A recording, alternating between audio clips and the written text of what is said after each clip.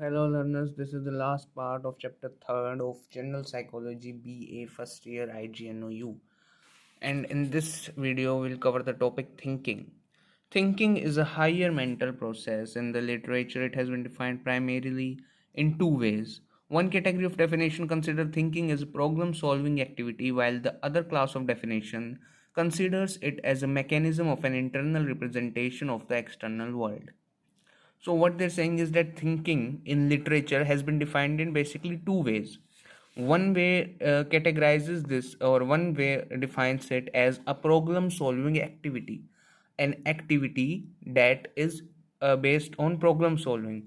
So, whenever you are solving any kind of problem, it means you are thinking. Let's say you want to cross a river, okay, then you start thinking of ways how to cross the river, then it means you're thinking now. You're thinking because you're trying to find the ways how to solve this particular this particular problem. Maybe there is a bridge, maybe you need to swim it across, maybe there's a boat. So you're trying to think of various ways, think, right? You're trying to find these different ways, and this process is known as thinking. This is the first definition. The second definition is that thinking is the internal representation of the external world. So whatever you see outside, whatever you can feel, you can see, you have outside, you can make an representation, an internal representation of it. You can make an exact replica, you can exactly copy it the same way inside your brain, or looking at it inside your brain internally is also known as thinking. According to Garrett, thinking is a behavior which is often implicit and hidden, and in which symbols are ordinarily employed. So, what is implicit? Implicit means not expressed in a direct way, but understood. So, Garrett says that thinking is a process that is not expressed directly, but it is understood. Okay, it is understood and it is hidden. So it is not expressed directly and it is hidden, and in which symbols, images, ideas, and concepts are basically employed. So obviously, whatever you are thinking is hidden from the outside world. What you are thinking, the other person does not know. And when you think, when you use the process of thinking, you employ symbols. You use symbols like images, ideas, or concepts. Let's say, suppose you are thinking about your friend, then what are you doing? You are using an image. You suddenly, the image of a friend comes to your mind, then you start thinking about that friend and image appears inside your head, and any other person will not know what you are thinking. So obviously it's implicit, and you are using what? You are using image. So you are using symbols. So this is according to Garrett, thinking was a behavior in which what we think is unknown to is unknown to any other person, and this kind of behavior also requires the use of images, ideas, and concepts. This is the simplified definition of Garrett. Okay. So thus think has a program in which thus thinking is a goal-directed behavior. So what he meant to say, Gilmer has defined thinking as a problem-solving process in which we use ideas or symbols in place of overt activity. What is overt? Overt means done in an open way and not secretly. So, according to Gilmer, problem solving process thinking is a problem solving process in which we use ideas or symbols in place of overt activity. So whenever you try to solve a problem, you maybe sometimes you can just you search around for things. Let's say you have to cross a river, then you start thinking of how to make a boat, then you start searching around for wood, for something to tie it up with, for some other things that you can use to make a boat, maybe some piece of clothing for to set sail, right? You start searching for these things, and it would be very obvious. Any person outside can see that you're looking for some things. Maybe he might not know exactly what you're looking for, but he can definitely see that you're looking for some things. However, thinking is not an overt activity, means it is not done in an open way. Thinking is very private, it is very inclusive of yourself. Thinking is never open to anyone else. That's why it's saying that it is a problem solving process. You will still be doing the same things. You are solving the problem which we are doing in the previous thing, but here you are using ideas and symbols and not showing any kind of overt activity, and not showing it to the other person that you are trying to think of something, you are trying to solve a problem. The other person is unaware of it. The other person is not aware that you are trying to think and trying to solve this problem, or try to solve a problem, because it is not an overt activity, it is not an open activity, it is a very private activity. Thus thinking is goal acted behavior. So if from these two definitions we know that thinking basically works toward what? Basically works toward problem solving. So if it works towards a particular goal, then it is definitely goal acted, right? So whenever you are thinking, you are definitely trying to solve some kind of problem. Maybe you are thinking of how to get that girl, how to get that guy, how to solve this problem, how to solve this math question, how to score better in the exams, how to score better in this job interview, what quality should I have that the other person would like for me, like in me, that I get the job, how to secure my future. These are the several things, these are the several day-to-day problems that uh, arise within our lifetimes, and we are constantly thinking of ways how to solve them. So the process that we apply, the process that we use is called thinking. It's a kind of behavior. You can say it's a mental process or it's a behavior. Both of these are correct.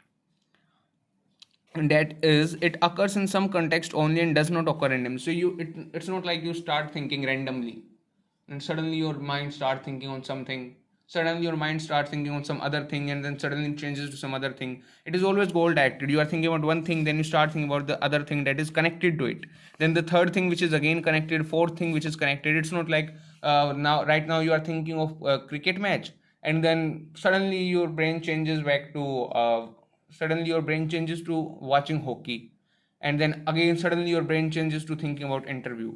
It's a kind of goal acted behavior.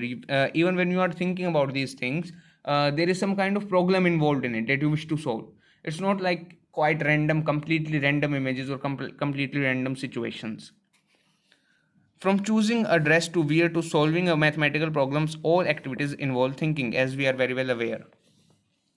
Thinking can be categorized into various forms. Some of the most common types of thinking are as follows: perceptual or concrete thinking. It is the simplest form of thinking carried out for the perception of a concrete object. If you are asked to write four sentences on your favorite book, then the thinking you will be using is perceptual thinking. So, they are saying that this kind of thinking is the simplest thinking, and it is carried out in the perception of a concrete object. And perception means a particular way of looking at or understanding something, an opinion. So what they're saying, that carried out for the perception. So it is carried out to understand a concrete object, to understand or talk about a concrete object. Concrete object here means a very physical object, or a object that a topic, a kind of topic or object that is very certain, that has its particular boundary. It means that the object is something that can be clearly defined. It's not a very loose matter. See, like a book, your favorite book. Your favorite book could be only maybe it could be one book.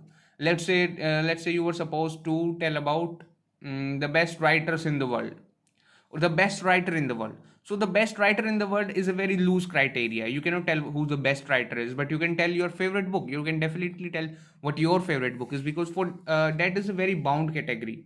For that, you know that this is your particular favorite book. It cannot be like all the books are my favorite books. You must have at least one. It could be many books too, but you would obviously have at least one particular book. But in case of the best writer of the world, you are no judge to it. You cannot judge who the best writer is. In fact, no one can judge who the best writer is, because there are different genres in writing, different writing styles, several different criterias that determine how a good writer should be, but definitely not how the best writer should be.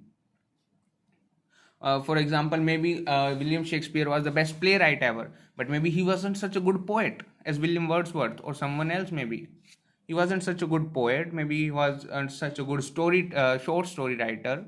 So there are different criteria. So here we use perceptual concrete thinking when we are talking about particular concrete thing, a thing with defined boundaries, with a particular area under its influence. It's not like it's a very loose thing that goes on.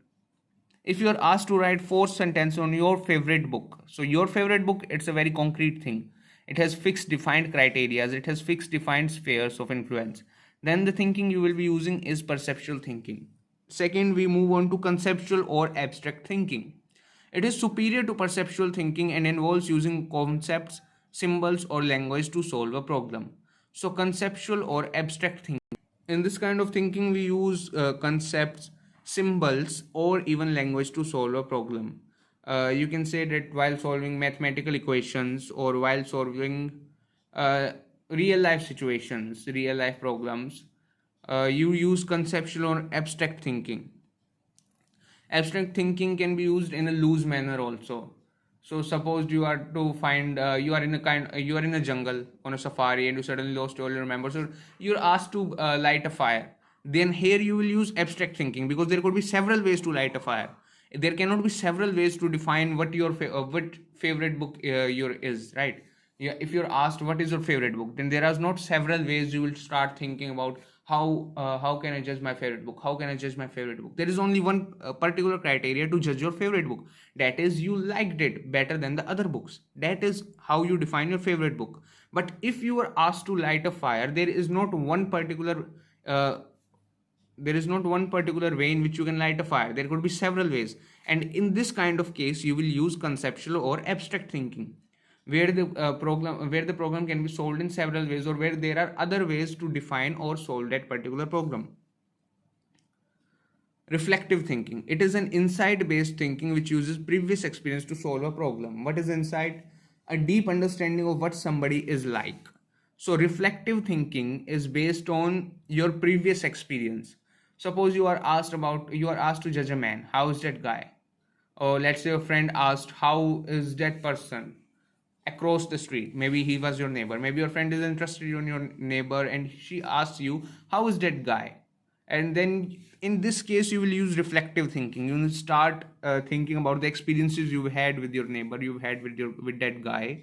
You'll start thinking about how he usually behaves, what work he does, how his behavior is, how his with other people, how he treats his parents or how he treats his friends. You will start thinking about these things, your previous experiences with him. So this is reflective thinking. Then comes our creative thinking. Thinking involved in creating new and novel ideas or objects is creative thinking. It involves rearranging the existing stimuli to create something new. I don't think I need to explain this one. So basically, it says is that the type of thinking that we use while inventing something, while rearranging already known data into something new. So rearranging existing data into something new to invent something else. That is where we use creative thinking. And this kind of thinking is obviously mostly used by inventors and scientists. Critical thinking. This type of thinking is involved in making the reasoned judgment and examining assumptions. So this is basically used by judges and lawyers. It says in making reasoned judgment and examining assumptions. So what the other person is saying, let's say there is a kind of quarrel between two people, and let's say there's a quarrel between you and your friend. So your friend says something logical, and then you try to decipher it inside your brain whether he's saying is true or wrong, whether this makes sense or not, and then you'll start thinking whether this is related to the context or not, and whether he's saying the truth or not. Then you'll start using your senses. You'll start thinking about whether he's saying the truth or not, whether he's lying or not, and if so, is this right or not. So this is the kind of thinking that you will use here, critical thinking, to listen to his judgment and make assumptions based on it, to listen to what he has to say and then think about it inside your brain and then pass judgment on it. Okay, you are right, this is right, it was my fault, or no, you are wrong because of this and it was your fault. So this is where critical thinking comes into play. The process of thinking, mental imagery, concepts, and propositions. We think either in words or mental images. I think this much is already known to everyone, that we think either in words or mental images. So you can think about, yeah, that guy is a very big fool. If you say something like this inside your brain, or maybe if you suddenly start saying something like this, it won't be like words start forming inside your brain. You would just naturally say it. There won't be images of words inside your brains. But if you think about anything else, there would be an image inside your brain. Even if you are thinking about one, suddenly one will appear inside your head. If you are saying five, then five will appear inside your head. But if you are saying a word, the word is not necessarily appearing inside your head. Like I'm reading all the book and explaining it to you, but the words are not forming in images inside my head. All right, it's just processing through my brain and coming directly out of my mouth. It's not like words start appearing inside my head, then I look at them and then I understand what I'm saying and then speak it to you. But in the case of any other things, image will be formed inside your head. The thought we hear in our mind in the form of statements or word is known as propositional thought. So you just need to write its definition, that whatever word, whatever we hear inside our heads, inside our minds, in form of statements or words, are called propositional thoughts. So when we are thinking in the form of words, then it's a propositional thought. Like sentences such as "one should not waste water" or "black is a beautiful color" are proposing or claiming something. Therefore, it is called propositional thought. So these thoughts are claiming something. Like mostly like declarative sentences. You must have studied declarative sentence. So they are declaring something. Another mode of thinking is visual thought or imaginal thought. It is the type of thought that we see in our mind. These propositional thought and imaginal thought are two primary modes of thinking. So these are the two primary modes of thinking that help us think. The second is obviously visual thought or imaginal thought. Anything that you can think inside your head, anything that you imagine inside your head is counted inside visual thought or imaginal thought. It's basically the same thing. In you can call any of it. You can say it visual thought or you can call it imaginal thought. It's the same thing. So let's say you want to buy a new phone. Suddenly the image of the phone comes inside your head. So it is a part of imaginal thought now. Suppose you want to buy a new furniture, then suddenly the image of a furniture appears inside your head. That is also part of imaginal thought.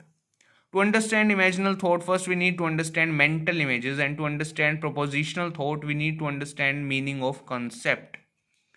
Pictures in your mind, mental imagery. Suppose you were told by your friend that he saw a beautiful yellow bird with colorless beak in his garden. If you were paying enough attention to his description, you might form a visual image of that bird. See, we've become so accustomed to it that sometimes we don't even notice that we have already done it. But if you pay attention to what your brain is doing, you will realize that it has already formed a mental image of that bird without even asking you or without even you realizing.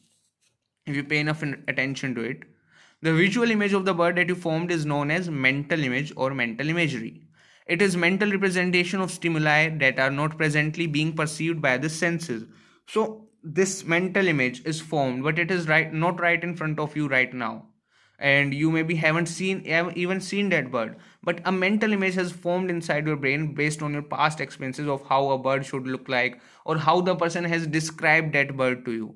Based on this, you have formed a mental image even though the bird is not present with you right now. Now moving on to concept. A concept represents an entire class. It is the set of properties that we associate with a particular class. So concept is all the properties that you associate with a particular class. Our concept of a car, for example, includes some basic properties, maybe not all, but some basic properties like having four wheels, a petrol or diesel engine, steering, seats. These are some basic particular things that we associate with the class car. So car has become a kind of concept now. Car is the concept, and the properties that associate with the car are an engine, steering, seats, and four wheels. Concepts helps us in reducing the mental complexity of our world by categorizing it into manageable information. So suppose that the world's first car was named car, but every other car was named something else. So if you were to define this particular group of people, you would this particular category of vehicles, then you still need to name it something, right? Or you cannot each time say that you cannot name the car each time you want to define car. So each time you have to define a car, you would need to say a particular name of a car. Instead of doing that, we made a concept out of it. We made a concept that this is car and these are all cars. All of these are cars. So whenever we are talking about car, we are talking about these particular kind of vehicles. Concepts helps us in reducing mental complexity, and therefore we reduce the mental complexity of our world by categorizing it into manageable information. Further, it helps us in developing prototypes of the concept. Prototype is a smaller version of the main thing. A prototype is a typical example of the concept or a set of characteristics representing the best example of the concept.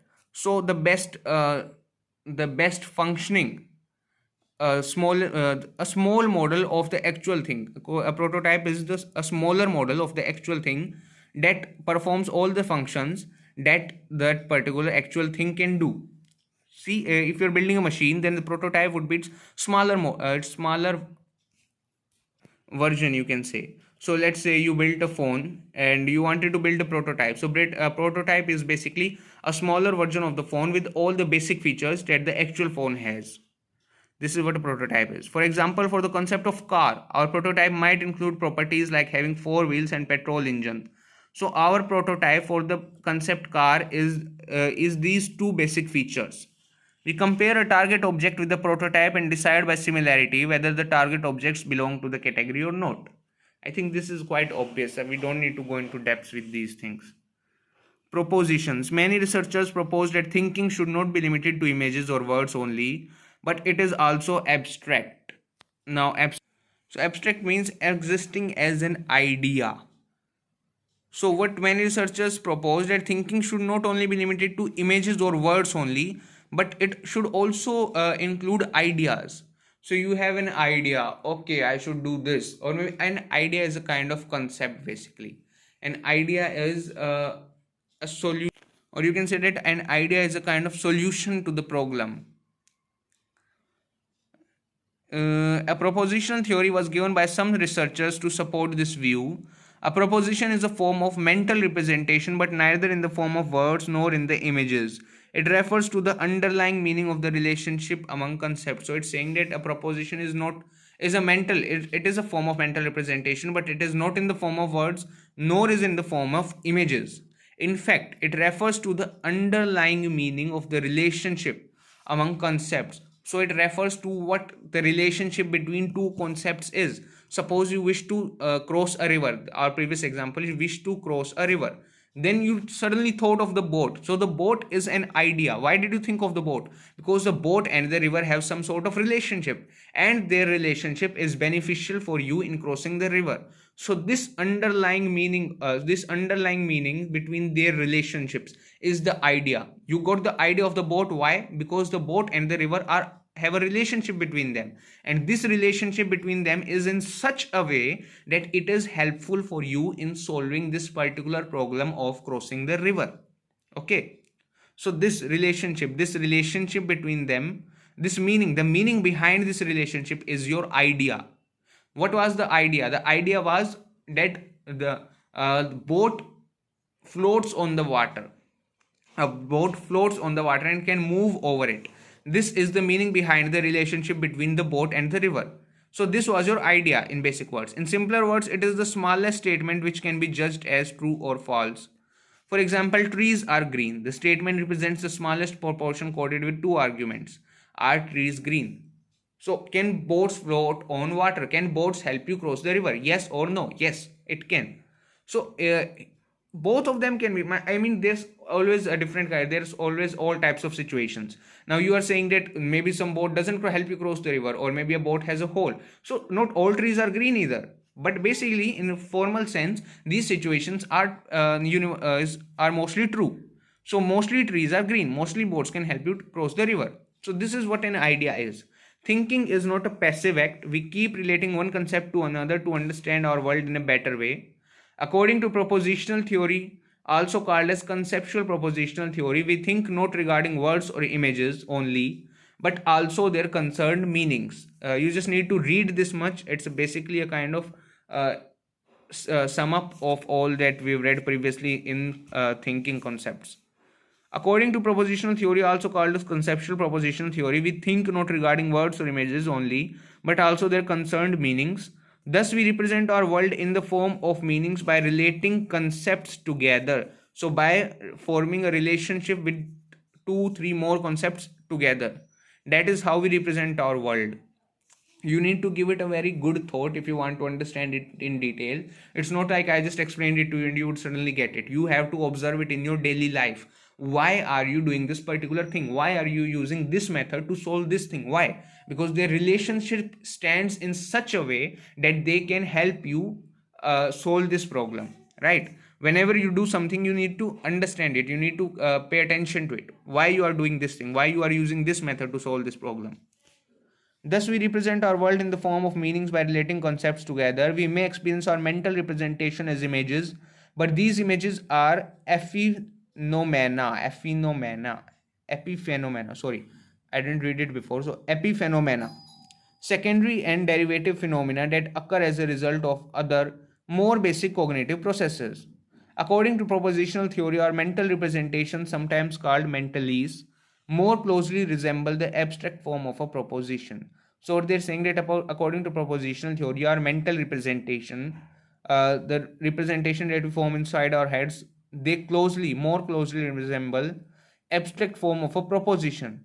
They more closely remember the idea of a proposition, the idea behind, or the mental image. They more closely resemble the idea behind the mental image. It means they don't actually represent the, like, suppose you started imagining your friend. So the image of your friend comes into your mind, but that is not the main concept of it.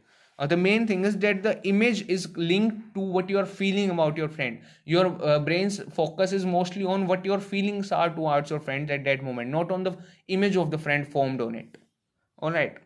I think it's not clear very much through this chapter, but that's why I recommend you to think about the things you do in your daily life. Think about why you're doing them. What is the concept behind them? What is the relation between these concepts?